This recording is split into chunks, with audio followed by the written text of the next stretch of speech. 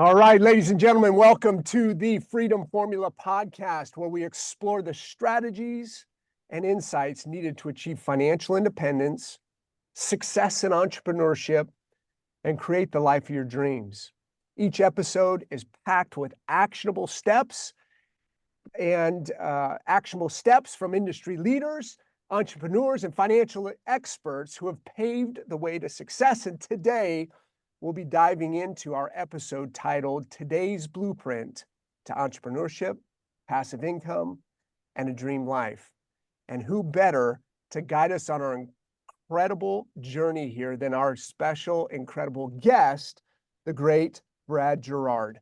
Brad is a Senior National Sales Director, Circle of Champions member, and is coming to us live from Calgary, Alberta, Canada. Brad, man, so excited to have you here. Now, let me just give you an introduction here. And why would somebody want to listen to Brad Girard, right? Well, with 36 years of experience in the financial industry, Brad has built what most would only dream of, $1 million a year in 100% passive income. He's amassed over $17 million in career earnings, leads a team of 400 plus licensed agents, has mentored 42 brokers, of which 38 earn over $100,000 a year annually, or six figures a year annually, all while amassing, ready for this, over $1 billion in assets under management, or client investments that his business manages. Today's conversation is sure to be filled with wisdom, actionable steps to help you unlock your potential and create your own dream life. Live to us again from Calgary, Alberta, Canada, Brad Girard, my man, welcome to the show. Thanks, buddy. It's good to be here, Josh. A pleasure. I could listen to that intro a few times, but when you went through it, I started thinking to myself, it's so much smaller than what I could have achieved and where we're going. And so we've just scratched the surface of what's available. Well, how exciting is that to have all of that success today, 36 years later, and be as excited as you are about where you're headed? I mean, most people that are 36 years in the business, Brad, are bored out, burnt out, rusted out, and you're more excited today than ever. Yeah, I mean, I look at it and I've done nothing yet. I always kind of look at it and say, where I'm at based on the potential, is so far. And so I feel like I've taken just a few steps forward, but the potential is so much bigger than where we're at. Man, well, I know that our audience today is going to be excited to hear your journey. And Brad, as we get started here, can you start by sort of sharing that journey? How did you get started in the financial industry 36 years ago? What led you to the business and ultimately led you to where you are today?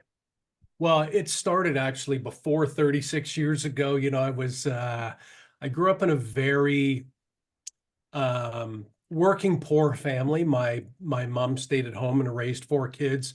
My dad was a plumber and a contractor. And then eventually we bought a farm, my grandfather's farm, and he moved there. But, I only remember ever growing up in financial struggle. I don't ever remember a time where my parents didn't struggle financially, where it wasn't always a challenge. And when you're in elementary school, you don't think about it. You don't realize. Once you get to high school and you realize, hey, your clothes are last year's style, and you didn't have money to do anything. And I became keenly aware of our financial status. And I remember watching. We had one channel on the farm, one TV channel, and every week Lifestyles of the Rich and Famous used to come on, and I'd watch that, champagne wishes and caviar dreams, and they would go and showcase these people living these incredible lives. And here we are on this farm, 900 square foot farmhouse with 7 people living in it. My bedroom was the furnace room, because there was no space. But I'd watch that show and I'd dream of what could be, and I think a lot of people watched that show and said, well, that's not fair. It's not fair. Some people have so much and it's not. I never ever saw it that way. I just used to think to myself, what do those people do? different than what we're doing. And that kind of started me on this path of there's got to be more. There's more. And when I graduated out of high school, barely, my counselor had said to me, I think you're cut out for the trades, because that's how I was working in construction with my dad on the weekends and working on the farm. And, and there's nothing wrong with the trades. I come from a long line of plumbers and framers and people that work in the trades, and it's a great industry, but I just felt like I didn't want to struggle. I didn't want to wreck my back by 30 and then grind it out, layoff to layoff and recession to recession, and try and figure things out.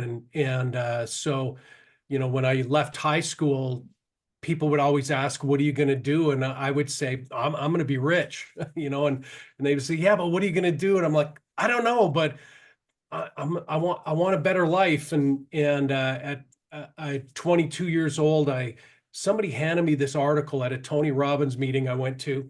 I was totally broke. I was working in construction in Vancouver, had no money, was married, and just struggling to try and get ahead and do lifestyles of the rich and famous. And somebody handed me this article called "He Wanted to Do It All."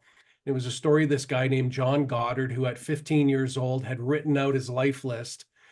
And by the time he was done at 15 years old, he had 127 items on there. And then he spent his entire life just living adventure to adventure. And by the time I got this article, he was 59 years old, and he'd knocked off 106 of the 127 items, like climb Mount Kilimanjaro and ride an elephant and fly a fighter jet. He had all these different things on there. And not one of them was get a good job with a big company with security and benefits, which is the number one item that your parents would put on your life list. And so at 22, I sat down and wrote out my life list, because I thought, what an incredible way to live your life, adventure to adventure. And I wrote out my first life list at 22. And once I was done, took me a while. We didn't have the internet back then. I'm dating myself, but there was no internet. So I'd go to Chapters, which is a bookstore like Barnes and Noble, and I'd go through magazines, and I'd buy magazines like Condé Nast Traveler and Robb Report, and I'd tear pages out, and I'd look at, okay, what's available? And I think that's part of the challenge when you grow up, kind of in middle class or lower middle class. You're not exposed to what's actually available. And so then you begin to develop a thinking of, well, my life's pretty good, and I can't complain, and who needs these cars, houses, and trips and yachts, and who needs all that anyway? But because you're never exposed to it, so it never becomes part of your desire, so to speak. And so I started ripping out pages, and I sat down and wrote out my life list. My number one item was take care of my parents. My dad had a really bad injury when he was 26 and almost lost his leg, and it plagued him throughout his life. And by the time he was in his mid-50s, he could no longer work. They were living on workers' compensation pension, making no money, living in a mobile home. And I said, okay, number one, I need to make enough money to not just take care of my life, but also take care of them and make sure they have a good life in their retirement. And then I had all these other items. And by the time I was done, took me a while. I had about 60 items on there. And I sat down one day with a pen and a calculator. How much is it going to cost me to do this, to live like this? And I figured in 1986, I did this. I mean, I was dead broke. I remember, we had a baby in 1987, and we went to my parents' place, and we couldn't afford we couldn't buy gifts. That was out of the question. And so we made some cards up and handed them out, and that was our Christmas. It was the brokest I think I've ever been. And, but I had this dream of where I was going to be. And I knew that situation was temporary, because I wasn't going to live in that reality. I was living in a different reality, and it was just something that I was going to go through until I found the right vehicle. And so by the time I was done, I figured I needed about 30,000 a month to live that kind of lifestyle. And then I went on a quest, for 2 years. How am I going to fund this life that I want to live. And so I needed a funding mechanism. I knew construction was going to work because I wasn't going to make 30,000 a month. I was making $7 an hour. I wasn't going to make 30,000 a month. I knew construction wasn't going to work. And so, I began to realize I've got to get into business of some sort. And so I tried a lot of stuff. I started a nanny agency, an advertising business.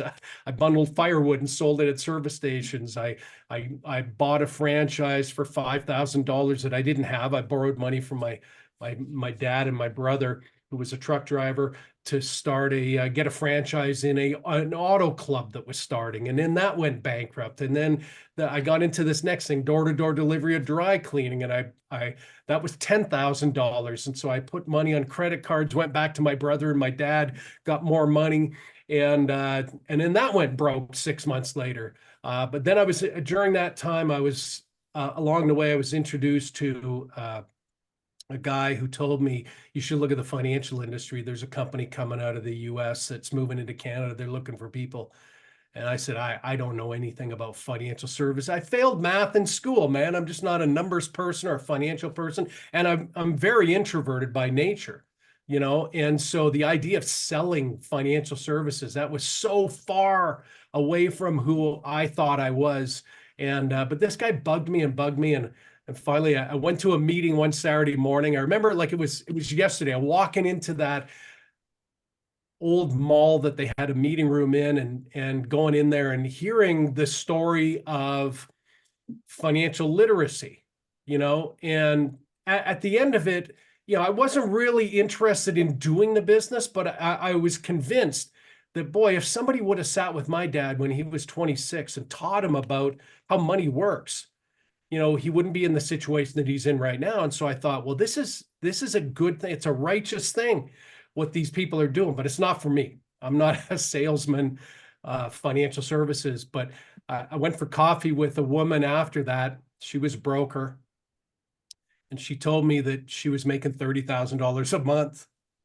And I'm like, you can make $30,000 a month doing this? And she said, yeah. And I said, now listen, I was 24 years old. I know nothing about financial services. I'm very introverted, but I am the hardest working person you've ever met.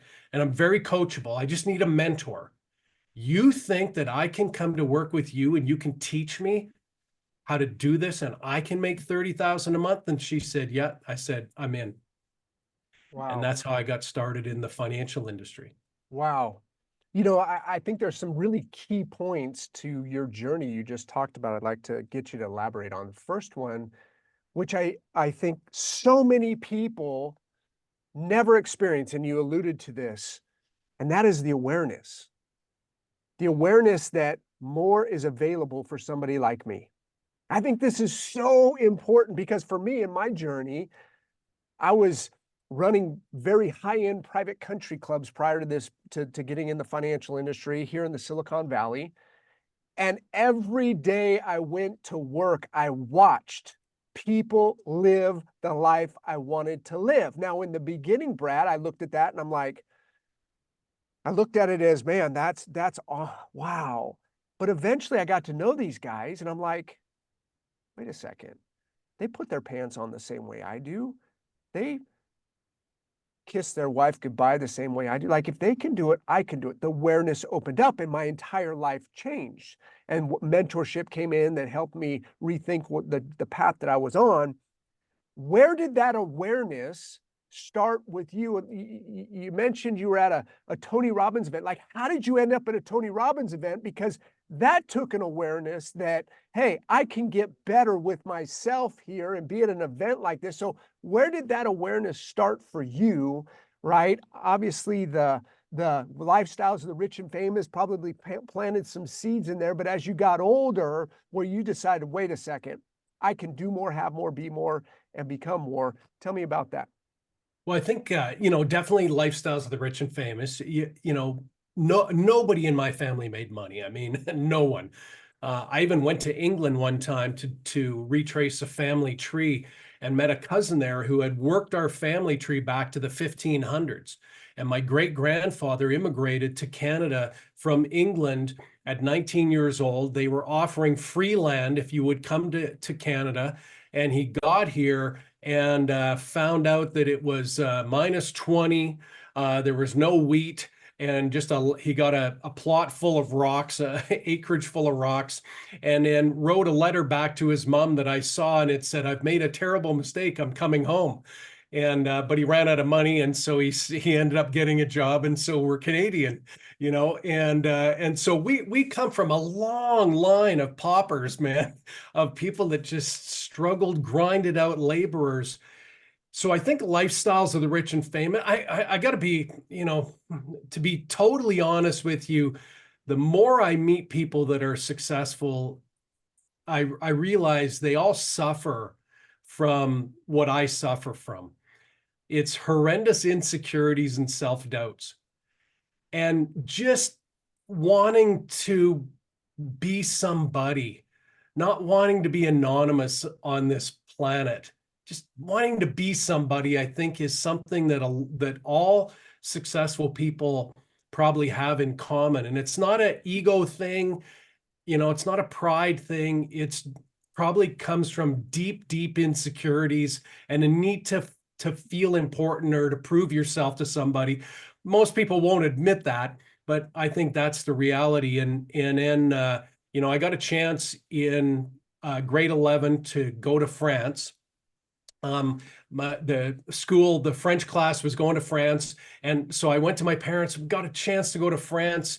I want to go, and they said we have no money, and so I took on second jobs. I did everything that I could do to scrape enough money together, and then they ended up giving me a couple $100 to help me out. And I went to England and France at 16 years old, and that began kind of this bug inside of me, this fire inside of me, that I want to see the world, and that I want to go out and explore the planet. And I think travel is the greatest education you can ever have. I think your life changes when you travel. And so far, I've been to 63 countries, and I'm hoping to hit the 100 probably in the next 5 years, that 100 mark. And so I think that's kind of where it all came from. Just a deep sense of insecurity and being very unsatisfied with kind of living what people would call a normal life that I was supposed to be living. Wow. I would imagine a lot of people feel that sense of insecurity and self-doubt and allow that to consume them in the opposite direction, right? Yeah. And how did you use that to fuel the desire and drive for more versus allowing it to go the other way? Well, your self-doubts and insecurities either drive you to be better or they cripple you. And I agree. A lot of what I do in my life is spent trying to give back to people, to say, hey, hold it. What one person can do, another person can do. And that there's nothing special about me or people that are successful, other than for a period of time, for a season, we were able to manage our daily routines, to forced ourselves to do the things we don't want to do. The same things that you don't want to do, we don't want to do. But we're able to see the future, forward thinking into the future, to see, if I do this today, then I can have this tomorrow. And so I'm willing to sacrifice today my comfort so that I can be comfortable tomorrow. And I think that you just have to be around people who have achieved, because people that are successful are going to be standing on the sideline clapping for you in your race. People that haven't achieved are not cheering you to go and do things that they haven't done. And, Yeah. You started your entrepreneurship journey in many different avenues. Tell me, based on the different businesses that you started, why did they not succeed? What did you learn? And why was it financial services that ended up being the avenue that won for you? well, I mean, I started things, people would say, this guy's so irresponsible. I mean, what's he into now? So you can imagine when I got into financial services and I started talking to them, especially my parents and stuff, I wasn't going to them to say, hey, let me handle your money. First of all, they didn't have any. And secondly, they're like, weren't you the guy that asked me for money last year to do that auto club and then the dry cleaning, and you were going to get rich doing that? When I called my brother, he's like, oh my God, what are you doing now? And so people would consider that irresponsible. I felt it was responsible. Being, I always felt like being irresponsible is getting into something, starting a business or a career, and then somewhere along the way realizing that that's not going to get you the life that you want and staying there. I always felt that's irresponsible. And so as soon as I realized, okay, this isn't going to work, this isn't going to produce the results I need. I mean, to be able to live a life list, you have to have money and you have to have freedom. Those two, you have to have both of those things. Having a lot of money in no time is not freedom, and having a lot of time and no money is no good either. And so you have to have both. And so as soon as I realized, okay, this isn't going to work, I can't scale it. I can't, it's dependent on me, because you have to build something that isn't dependent on you. And that's why I knew a job wasn't going to work. I mean, you can't call your boss and say, oh, hey, by the way, I'm not in for the next 3 weeks. I'm heading to Mount Everest. And so I'm just going to, so I won't be here, but I need you to keep paying me because, I need money. No one's going to do that. And so I knew I had to find the right vehicle. And I just believe if you're clear on what you want and you're willing to go out on a quest like I was, a great quest, like the Lord of the Rings type quest. If you're willing to go on that quest to find the vehicle, the universe will provide. Wow, amazing. And you talked about your daily schedule, your daily habits, so how you operated for a season in your life to build what you have today. So you got started in the financial industry, you sat down with the broker that said she made 30 grand a month. That was exactly what you wanted to create at that point in time in your life to enable you to live the life that you wanted.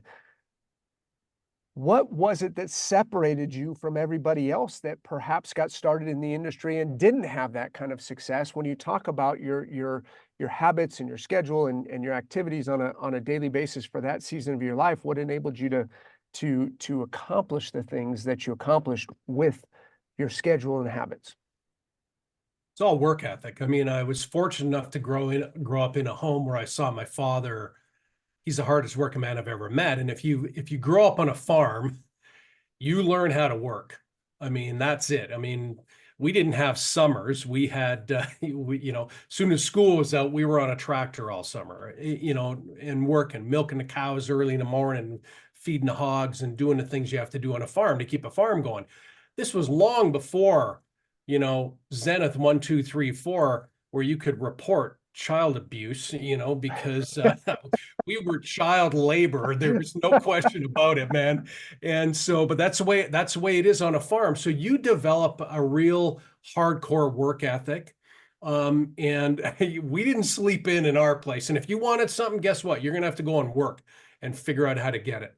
And I think there was just some great advantage to growing up like that when I got into the business, first thing I did, I think what happens to most people, first of all, the challenge most people have in their life, I think, is that the path they follow when it comes to their money and career is they go get an education and then they find the very best job they can get, and that'll pay them the best paycheck that they can get. And then they try and live the best life based on the paycheck that they get. And when people say to me, I'm looking for a better job, or I'm trying to find something better, I need to make more money, and so I'm trying to find a better job. I'm like, trying to find a better job is like trying to find a better cabin on the Titanic after it's hit the iceberg. You might be able to move to first class now because that room's empty, but you're going to drown, and that's kind of the way I look at it. And so, anyway, when I got started in the business, I did something different than most people, I think. When I became self-employed, I looked at it and said, I've got to treat this like I've got a job or it'll never become a business. And what happens to most people when they become self-employed, they actually become self-unemployed. Right. And so I scheduled my life like I had a job, 12 hours a day. I looked at entrepreneurs. I'm like, entrepreneurs usually only work half days, 12 hours, and that's what I'm going to do. And so I blocked I studied all the people that were successful in the business, and then I started duplicating their schedule because I believe if I can replicate your thinking and your actions, I can replicate your results. And I believe 100% in what Conor McGregor said when he said, there is no talent here. This is hard work. And that is it.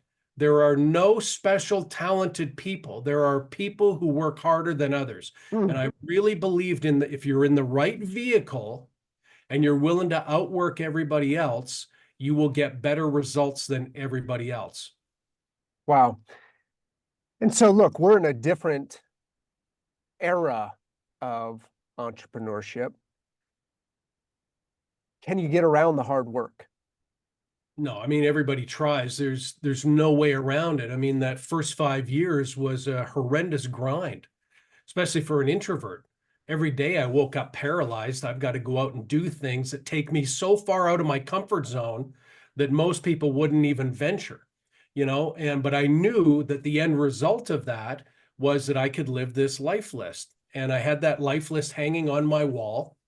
And I had a couple other lists on my wall as well. I had my I'll show you list, and it was a list that I did up of all the people in my life that knew I'd never amount to anything. Friends that I went to high school with, in-laws, brother-in-laws, all the people that knew I would never amount to anything in my life. I put their name on a list and I hung it on my closet door. And every morning when I got up, I had a choice to make. I could go and do the things that I had to do that took me out of my comfort zone, things I didn't want to do, and succeed, or I could just not do it and give those people on that list, the satisfaction of knowing they were right. So that motivated me a lot, that list. And and then I had my affirmations. I wrote out my affirmations. I read Think and Grow Rich. The Awaken the Giant Within, Tony's book. And you mentioned Tony, how I found Tony. I was watching an infomercial late at night in the mid 80s, and Tony used to sell his 30-day personal power cassette set. I was so broke, but they had a 30-day money back guarantee. And so I ordered the tapes, I listened to them, and then sent them back 29 days in. And then a year later, I'd order them again. And I listened to those personal power tapes. And that got me into a different type of mindset where I began to realize, hey, thoughts are things. How I think is what I become. And that if I control my thinking, I can control my results. And so that's kind of where that came from. And then at the end of the day, I'm a firm believer in, people don't create their futures, they create their habits, and their habits create their futures. And, and it's all about tiny incremental decisions that we make every day. I look at it like every single day I wake up and I go to war. I'm in a battle every day. I'm in a battle with my diet. I know what to eat. And so it's a war every day. Am I going to have a Big Mac, which I love the Big Macs? Am I going to have a Big Mac today, or am I going to have, eggs and carbonate toast? And it's a choice that I make, and every day is a battle. And if I string enough wins together, then I can win the war for my diet, for my fitness, and for my financial life, for my business life. I can win the war if I string enough battle wins together. And that's the way I look at it. Every day we get up and we go to war, and we're fighting against ourselves and our alternative self that says, I just want to lay on the couch, play Call of Duty, which I love, and just have somebody feed me. Or I can get up and I can fight and have a better life. And it's a choice all of us make. We don't create our futures. We create our habits. And listen, people ask me all the time, I don't know if this is for me. Am I cut out for it? Do I have the right personality? And I'm like, stop asking those questions. Those are dumb questions to ask. There's no answer to those questions. The questions that you need to ask is, what changes do I need to make? What habits do I need to develop? What schedule do I need to run? Listen, you don't need to go to a fortune teller or look in a crystal ball to see if you're going to be successful. I can look at your Google Calendar and I can tell your Google Calendar will predict your future with unbelievable accuracy. Wow. And that's it. Wow. That's awesome. Let me ask you, what motivated you more? The list of people you had written out that said you couldn't do it, or the list of the goals and dreams you wanted to accomplish? I think the list of people who said I couldn't do it probably was even a greater motivator. Because during the journey of trying to build a dream life, you were always saddled with doubts. Am I good enough? Can I do it? Will it ever happen? Will I ever find anybody like me? Those self-doubts will stick with you. But I remember Hector Lamarck, who was a big mentor of mine, and now he's a friend, but he was such an important mentor. And he used to say, he had this picture in his mind of, driving up to his house and his wife and kids out on the front lawn, and it's raining out, and they just been evicted from their house because he didn't do the things he needed. And so, some people say, don't think about the negative, think about the positive. I think, fear is a great motivator. So I remember Mark Yazapovic, I said, well, what motivated you in the beginning? And he said, I needed to eat. Yeah. Going hungry was a great motivation for Right. me, Wow. What is it like when your mentors become your peers and friends? I mean, it's amazing. I think of, I can't remember who I was watching doing an interview. Might have been Billie Eilish or Ed Sheeran, and they're talking about here we are.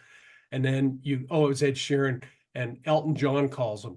Wow. Hey, I just want to say I listened to your music.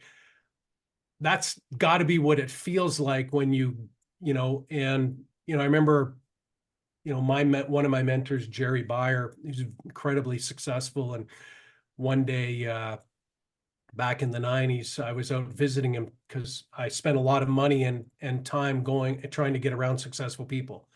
And he took me to his country club in Detroit. And we were in the country club. And as we went for dinner, he's introducing me to these people. And we sat down and he said, okay, that guy owns the cranes in New York. That guy's worth $500 million. And this guy over there, and these people were so successful. And immediately I had this thought in my mind, well, what am I doing here? I'm a farm boy from Rocky Mountain House, junior, senior high. I'm a fraud. If they knew who I really was, but I think everybody's like that. And, and that's something you've just got to battle. That everybody's the same, and so it's an amazing thing to be able to befriend people that are mentors of yours when you grew up, and then you can pay it back to others. Absolutely. Let me ask you maybe a tough question here from a standpoint of people have strong opinions on it. Our educational systems in Canada, United States, helpful or hurtful to the entrepreneur? Well, I think they are what they are. I raised my grandson who just turned 14. And all summer we were going through times tables and math, and so he had to put Minecraft away for an hour and do his math, and it's frustrating. And here I am saying, and I failed math in grade 11, had to do it twice. But I'm saying, no, you need math. And so I believe the education system, obviously, listen, if you can't read or write, you're not going far in the world, let's face it. Yep. And so I think it has a purpose. But on the other hand, that first 20 years of your life where you go and get educated and you learn to function in society, it's really more of a conditioning mechanism, and And it's the whole education system is really designed to prepare you for phase two of your life, which is your working phase. Where at age 20 or 25, you go into the working for, and this is the old way of doing things, the Industrial Revolution style. Doesn't work anymore because we've moved from that to a gig economy. Right. To the world has changed. AI and robotics are going to disrupt the workforce like nothing we've ever seen ever before. And so, so that first 20 years prepares you for, 40 years of getting up and going to work every day. And, and then, that last phase of your life, if you do that's phase two, the working phase correctly, you're supposed to be able to get the last phase, which is called retirement, where you can live your golden years, with luxury and comfort. The unfortunate thing now is, and it's not, I would say it's more because the world has changed. Industrial revolution is gone, and the education system hasn't adapted fast enough to, and we're probably going through metamorphosis, but hasn't adapted fast enough. And so, the golden years now for most people are include work. People are Right. going into retirement with a big mortgage. They're going in with debt. If you talk to anybody who's 50 years old or older and you say, hey, what are you going to do when you retire? Oh, I've got some things on the go. I'm going to, they always have something happening to make money because, financially it hasn't worked out for this generation. And so, I say here's what I'm doing with my grandson. I've got to deal with him. By the time he's 18, if he has $100,000 saved up, I'm going to give him my truck, and we're going to take that money and buy him his first condo. And so so we've got that happening all the time. So what we're doing is we're constantly talking about what can you sell? How do you make money? You can't just, he said, well, I could do babysitting. I said, you can't do babysitting. You got to be sitting there and it's only hourly. So you got to be thinking, how can I scale? How can I make more money? Snow removal, hiring kids and getting a little business going. He sells stickers at school. He buys stickers on Alibaba and then sells them and Croc things that you put in your Crocs. And so he makes money there. So I think I'm working on his brain to see that, hey, whatever you want in life is available, but you have to make the right choices and you have to be taking an entrepreneur path. And so I'm teaching him sales all the time. Everything's about selling. There's nothing that happens in the world without sales. And so, I think developing great sales skills, great communication skills is probably the most important thing you can give to your kids. And unfortunately, there's no sales class in high school, because good salespeople wouldn't take a job teaching. Right. Wow. Amazing perspective. Let me ask you this.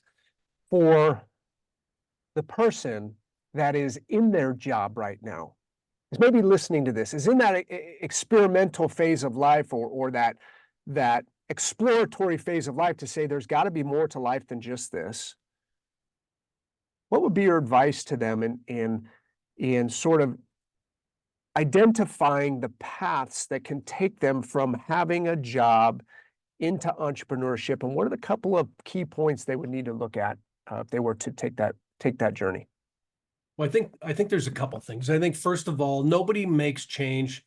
Nobody who's satisfied makes a change, and so you have to become dissatisfied with where you're at. And I think the way, one of the ways to do that is to start working on yourself, self-improvement, watching what you watch on YouTube, who you follow on Instagram and Facebook are really critical factors, I think, in where you end up in life today.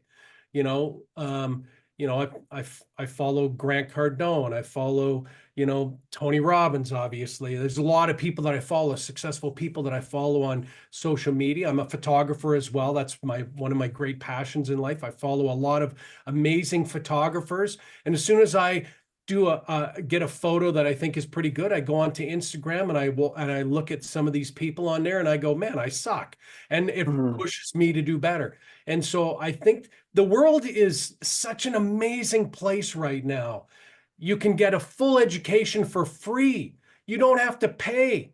You can learn anything online for free. If you're saying, Brad, I suck at sales, great. You can go onto this thing called YouTube and you can type in, how do I get good at sales? 1,000 videos will come up for free. There's never been a moment like this. I love Gary Vaynerchuk. I love Cody Sanchez. I love Alex Hermosi. I follow all these people and they inspire me to move to the next level in my life. And I think that's a start, is trying to surround your thinking and your daily input with the right kind of content. What that does then is that starts allowing you to see life different. And here's the bottom line. This is the way I look at life. We got one shot at this damn thing. One run around the track, just one moment for a split second. You're here and then you're gone forever. And I just don't want to waste it. I was out with, doing some photography with some grizzly bears yesterday and the day before. And, I go to Africa, I storm chase, I chase tornadoes in Tornado Alley.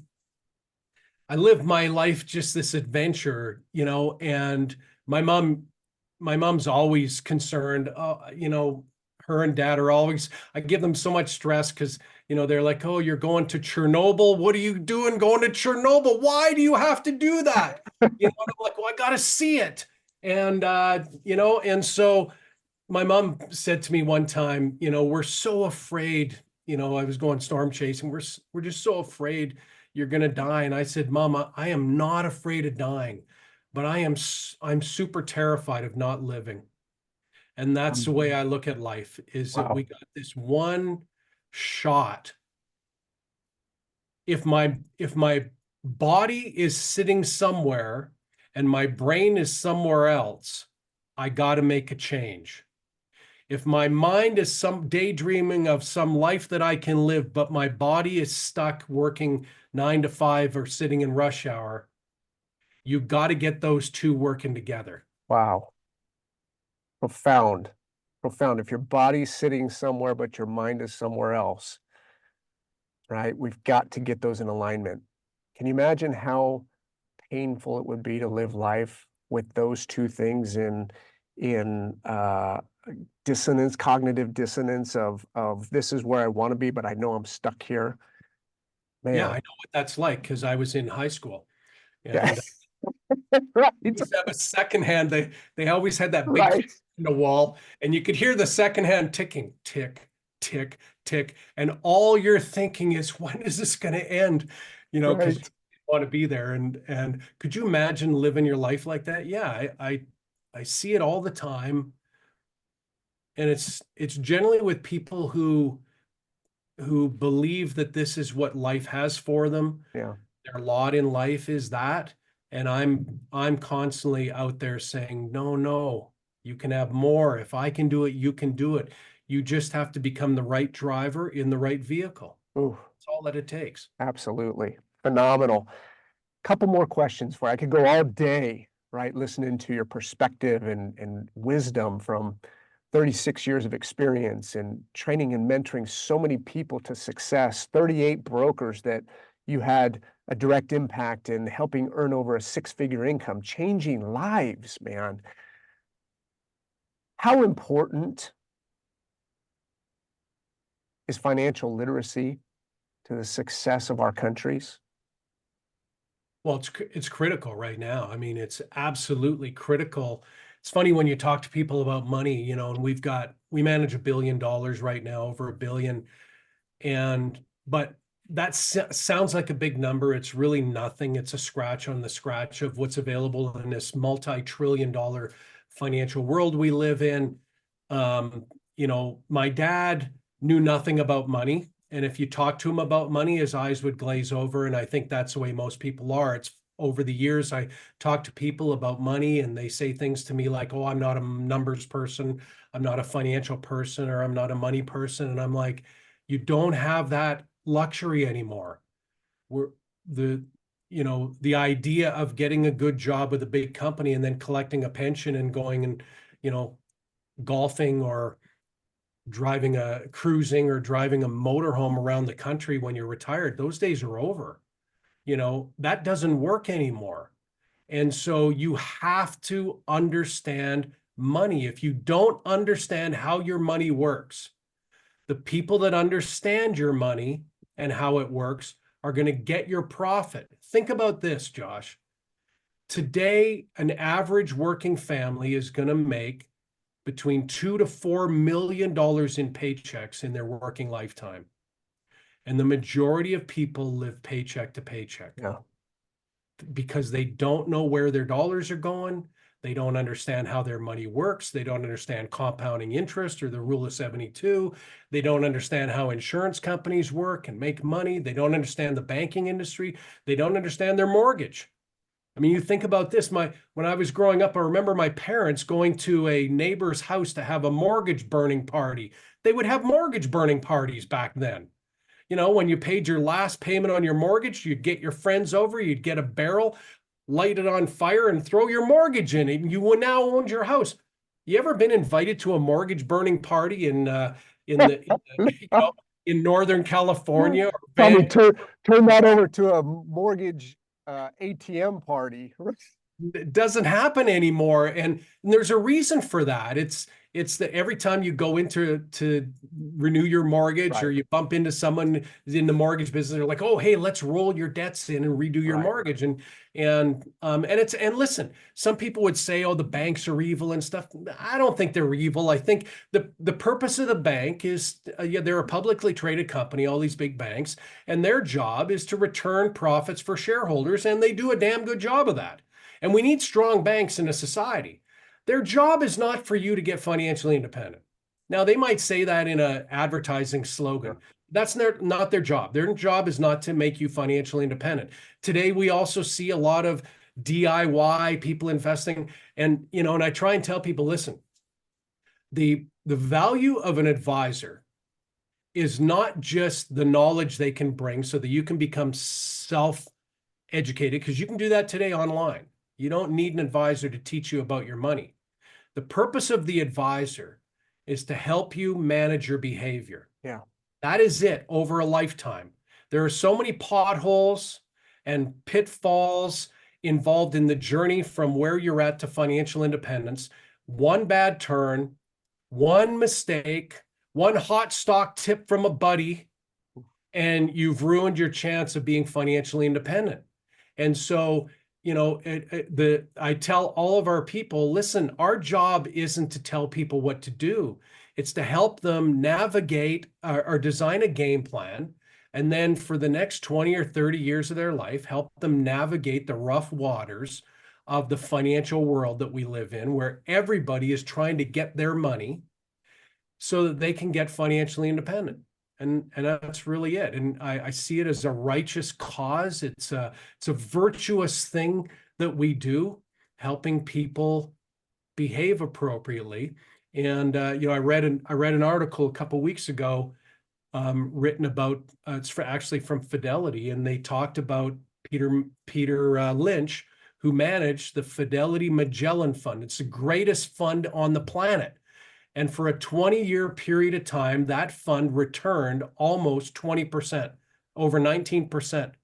But the average person that invested in that fund, right, lost money. Wow. Lost money. Why? How could you lose money in a fund that over 20 years did over 19% interest? They lost money because the market never just goes up. It goes up and down. And during the ups and downs, rationality gets thrown out the window and emotion sets in. And when emotion sets in, people make bad choices with their money, and they pull the money out when it's down. And then when it goes back up and they feel comfortable enough to put it back in, they put it back in, and they lose all of their gains and crystallize their losses along the way. That's the job of a trusted advisor. I went to the base camp of Mount Everest in 2013. I was looking at doing an attempt on Mount Everest, and it cost $70,000 with the guide that I was looking at using. And people say, wow, what are you paying for? Like all the food and stuff? Well, yeah, here's what you're paying for. You're paying a guide who's good enough that can go up with you. And if you are 100 meters from the top of Mount Everest, you're paying for that guide to say, okay, we're turning around and going back down the mountain. Because that's how people die. They die because they keep going when they should have turned around. And the value you're paying a guide that money to tell you, because you can't do it yourself. You're not in the right frame of mind. And that's the value of an advisor. Wow. That was powerful. A powerful analogy and example. I love it. Two more questions. Your life list. What's next on the life list for you? Well, man, I mean, the life list keeps growing. And I got a lot of trips set up. I'm in France in the spring, photographing the lavender fields of Provence, and then on the coast, photographing these amazing white horses that run in the ocean. Next September, I'm in Mongolia. I'm going to Mongolia for 2 weeks to live with a nomadic tribe of eagle hunters. And they use these giant golden eagles to go and hunt for food. These eagles will pick up a goat and bring it back, and it's just spectacular. And so I'm doing that. I just got back from Bali a couple months ago. And then I got a ton of other stuff. I moved to Calgary from Vancouver when COVID hit, because we were able to go on Zoom, and it freed me up from being in an office. And so I was able to move to Calgary. And Calgary, I'm about an hour from Banff and the Canadian Rockies, and it's one of the top 3 places in the world to photograph. I'm out there every week, photographing wildlife and landscapes, and it's just such a spectacular place to live. And so I just bought a camper van, so so we're freed up to travel, travel around at 20, 30 below and photograph amazing landscapes. So I got Amazing. a ton of stuff. Antarctica. I got a whole pile of stuff set up in the next couple of years. So Wow. 100 on your mission to 100 countries in travel to. That's great. Let me wrap up with this, Brad. And that is, I end every podcast with this question. And that is, if you were to go back to your 20-year-old self, knowing what you know today, what would be the top pieces of advice you'd give to your 20-year-old self today after 36 years of success in business and entrepreneurship?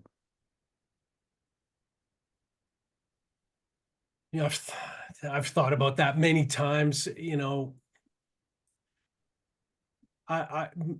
most important thing that I think I could say to myself, my 20-year-old self, is it's going to be okay. That if you surround yourself with the right people and you work on yourself, just keep working on self-improving, listen to the right podcasts, follow the right people, read the right books, eventually it'll pay off and you will become somebody worthy of attracting success to your life. And that's really what we do, is we attract things to our life based on our thinking and our awareness, like you talked about in the very beginning. And then I would just tell myself, listen, you're not as bad as you think you are. You're no different than everybody else.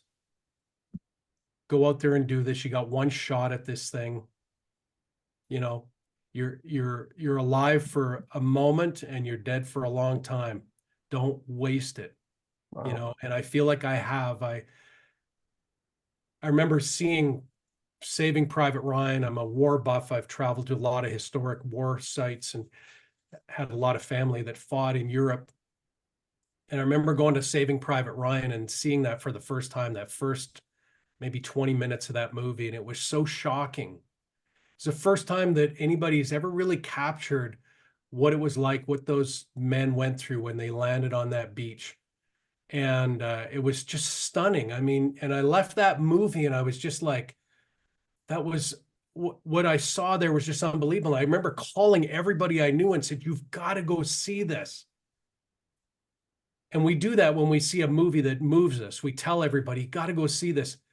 Josh, that's the way I feel my life has been. I've lived this life of adventure to adventure for the last 30 years. It took me 5 years to get financially independent. And at that moment, I started living life from adventure to adventure, knocking off life list items. And, I said to my mom, "Listen, if something happens to me on one of these trips, I don't want anybody crying, and the way to make sure they don't cry is just take all my pictures, and you can go to my website, bradgirard.com, nothing for sale, just all my journeys. And you can take those pictures and you can post them on the walls. And when people walk in, they're going to say, OMG, that guy lived an unbelievable life." And I think that's the best that you can hope for at the end. Wow. What a great way to end the show. For those that are interested, you mentioned bradgirard.com. They're interested in following you on a social media side. Where can they find you to follow you on social? Brad Girard on Facebook, Brad Girard Photography, or Brad Girard Believe on Instagram. And yeah, I love it. The nice thing about getting successful, Josh, is that you can give back to the world. And I work with a lot of entrepreneurs who have different businesses, some in the financial industry, some in restaurants, some in dry cleaning. And I'm constantly giving them tips and ideas. Listen, you got to do this, you got to market, and, look at your reviews, and you got to, because I want people to live a better life. And today in North America, there are more millionaires in North America than ever. It's easier to become a millionaire in North America than any other place in the world. It's not easy, but it's easier than any other place in the world. And if you don't become a millionaire, then it's because you just did not do the right certain things. And so I love what you're doing. Wow. It's a payback to the world, and keep it up, man. Yep. We appreciate you, man. You're a class act, incredible leader, great example, and a mentor to so many near to you and far that we get to watch and learn from you each and every day. And I want to thank you for spending some time with me, spending some time with our audience, and make sure and go and follow Brad and watch his amazing life, and keep yourself posted for the next episode of our podcast here today. God bless everybody. Brad, thank you so much, and I look forward to doing it again soon. Thanks, brother. Good to All see right. you.